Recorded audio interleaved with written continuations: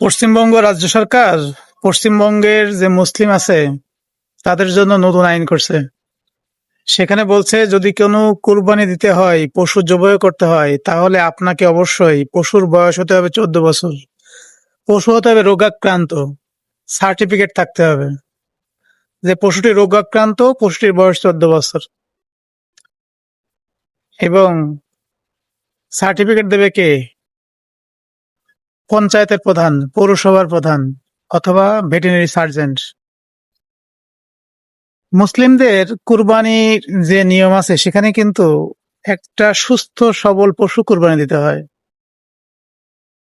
এখন যদি কুরবানির ক্ষেত্রে যদি এই সিস্টেম করে যে 14 বছর বয়স হতে হবে এবং পশুটি হতে হবে রোগাক্রান্ত, তাহলে তো সেই পশু দিয়ে কুরবানি হবে না। সেক্ষেত্রে মুসলিমরা কি করবে? গভর্নমেন্ট থেকে অনুমতি নিতে হবে, নির্দিষ্ট কসাইখানায় যে জবাই করতে হবে, পশুটির বয়স 14 বছর হতে হবে, পশুটি রোগাক্রান্ত হতে হবে। এই নিয়ম মেনে কি কুরবানি হবে? সেই হিসেবে বাঙালি মুসলমানদের তো আশীর্বাদ, কোনো শর্তের ভিতরে জীবনযাপন করতে হচ্ছে না। কি বলেন? ফিলিস্তিনিরা ঘর বাড়ি ছাড়া, তাদের বসত ভিটা নেই। ভারতের মুসলিমদের এই অবস্থা। মায়ানমারের মুসলিমরা বাড়িঘর ছাড়া, বাংলাদেশের রোহিঙ্গা। চীনে আছে উইঘুর, তাদের অবস্থা খারাপ। মুসলিমরা কোথায় ভালো আছে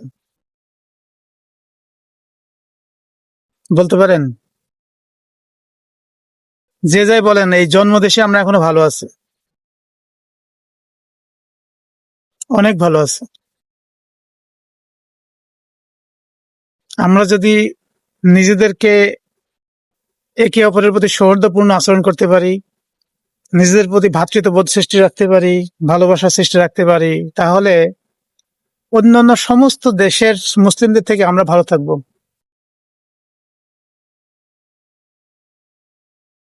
আর আমাদের ভালো থাকতে হলে আমাদের নিজেদেরকে ভালো হতে হবে, এর কোনো বিকল্প নাই।